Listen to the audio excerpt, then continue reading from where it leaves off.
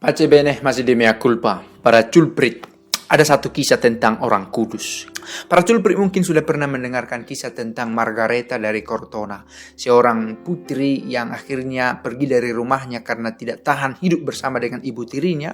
Lalu dia akhirnya bergaul dengan banyak orang dan dia bertemu dengan seorang pemuda yang sebenarnya kaya raya, tetapi hidup bersama dengan pemuda ini tanpa ikatan perkawinan dan memiliki anak.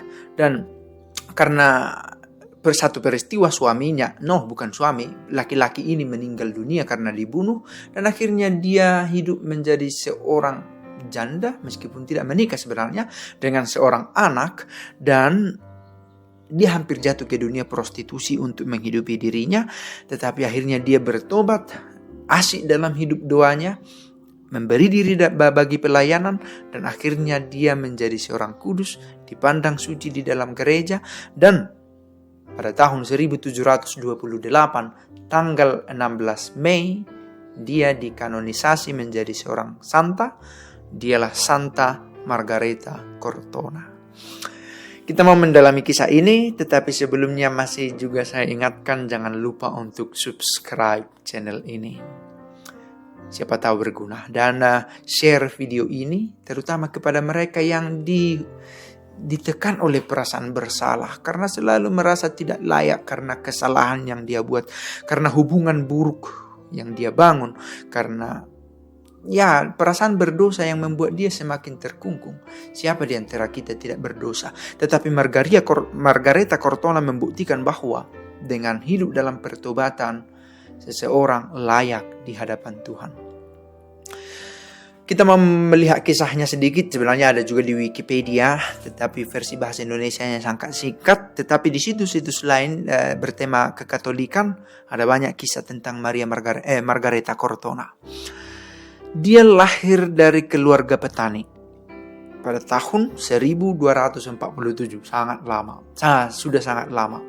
Tetapi kisah tentang dia ini diabadikan dengan sangat bagus karena kisahnya ditulis dengan bagus oleh seorang saudara namanya Junta, seorang friar yang mencoba mencatat kisah hidupnya, dan kisah hidupnya ini Giunta Bevignati ditulis oleh Giunta Bevignati, seorang Fransiskan, dan akhirnya diproduksi kemudian tulisan tentang Margareta Cortona ini, dan akhirnya tetap bertahan sampai sekarang. Lahir tahun 1247 di sebuah kota, sebuah tempat bernama Laviano di Italia. Pada usia 7 tahun ibunya meninggal dunia. Lalu 2 tahun kemudian ayahnya menikah dengan seorang wanita. Dan ibu tirinya ini memiliki hubungan yang tidak baik dengan Margareta Cortona. Margareta Cortona akhirnya memilih meninggalkan rumah karena tidak nyaman tinggal bersama dengan ibu tirinya. Lalu pada usia 17 tahun Margareta Cortona akhirnya bertemu dengan seorang laki-laki. Karena mungkin frustrasi dengan situasi dirinya, dengan relasinya yang tidak baik dengan keluarga, dia akhirnya berteman dengan banyak orang, dan akhirnya dia bertemu dengan seorang pria. Dan pria ini membawa dia tinggal serumah dengannya dan hidup bersama tanpa ikatan perkawinan di sebuah kastel. Dan di sana mereka berhubungan sedemikian rupa sampai akhirnya lahirlah seorang anak. Pada suatu waktu si suami ini, sebenarnya tidak suami karena tidak ada pernikahan, si pria ini pergi dalam satu perjalanan membawa anjing peliharaan mereka. Suatu waktu anjingnya ini pulang, tetapi tidak dengan tuannya, tidak dengan pacar si Margareta. Margareta kebingungan bagaimana anjing ini pulang tetapi tidak ada tuannya. Ternyata anjing ini menuntun Margareta masuk ke hutan. Margareta mengikuti anjing ini kembali ke hutan dan menemukan si pria ini, pacar Margareta, sudah terbunuh, meninggal. Sebenarnya pria ini seorang yang kaya karena ada perhiasan, ada properti yang ditinggalkan kepada Margareta. Tetapi selepas si pria ini meninggal dunia, Margareta memutuskan untuk keluar dari kastel tempat tinggal mereka ini, menyerahkan semua harta yang dimiliki oleh si pria ini kepada keluarga si laki-laki ini, dan dia memutuskan untuk keluar dari kastel itu bersama dengan anaknya. Dalam situasi seperti ini, punya anak tetapi tidak punya suami, tidak juga punya keluarga, sementara ayahnya menerima dia sebenarnya. Margareta diterima oleh ayahnya, tetapi ibu tirinya tidak menerima dia. Akhirnya Margareta tinggal sengsara begitulah, tidak tahu pergi entah kemana, dan hampir masuk si Margareta ini ke dunia prostitusi. Sampai akhirnya ada orang yang mengarahkan Margareta pergi ke kelompok Fransiskan. Diajaknya lah Margareta berdoa, dan Margareta menemukan ada yang salah dengan dirinya. Sejak dia memutuskan untuk hidup bersama dengan si pria itu, memiliki anak, dan memutuskan untuk ingin hidup di dunia prostitusi, dan akhirnya Margareta bertobat. Dia masuk ke dalam keluarga ketiga Fransiskan. Keluarga ketiga Fransiskan adalah mereka yang tidak tinggal di biara, tetapi memiliki aturan hidup tersendiri. Hidup seperti sebagaimana biarawan-biarawati, tetapi tidak di dalam biara. Margareta akhirnya memutuskan untuk hidup sebagai seorang pelayan bagi orang-orang yang miskin, meminta roti dari orang-orang kaya, membagikannya kepada orang miskin. Demikianlah akhirnya usaha ini dilirik oleh orang-orang, ada donasi yang dia dapatkan. Akhirnya dia mendirikan sebuah rumah sakit kepada orang-orang miskin, orang-orang sakit. Dan Margareta dikagumi oleh banyak orang.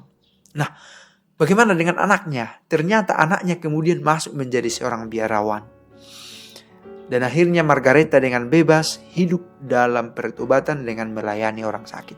Selain aktif dalam pelayanan kepada orang miskin dan orang sakit, Margareta dari Cortona juga kuat menjalankan hidup doa dan hidup puasanya. Margareta dari Cortona menjalankan puasa dengan sangat ketat. Dia tidak makan daging, dia makan sayuran, makan buah-buahan, ya makanan jenis herbal lainnya. Pada akhir hidupnya, Margareta dari Cortona memutuskan untuk tinggal di satu gereja yang dia perbaiki sendiri. Awalnya gereja itu bernama Basil of Caesarea, tetapi kemudian masyarakat setempat menamai gereja itu sebagai Gereja Santa Margareta Cortona. Kuburannya ada di dekat gereja itu, tetapi kemudian masyarakat sekitar Cortona akhirnya mendirikan satu tempat sebagai bagian dari pemakaman Margareta Cortona.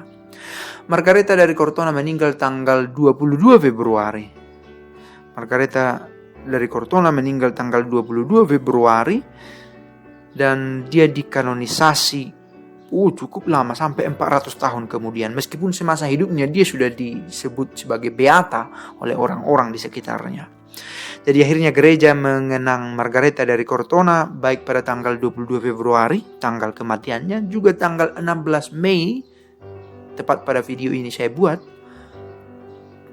yaitu pada tanggal kanonisasinya. Margareta dari Cortona dikenal sebagai pelindung dari orang-orang yang mengalami pencobaan, yang hidup dalam dunia prostitusi, yang memiliki masalah dengan keluarga dengan ibu tiri. Dia juga dikenal sebagai pelindung dari orang-orang perempuan yang single, dan dia dikenal sebagai inspirasi bagi banyak orang. Demikian sedikit informasi tentang Santa Margareta dari Cortona. Semoga video ini berguna dan pace e bene.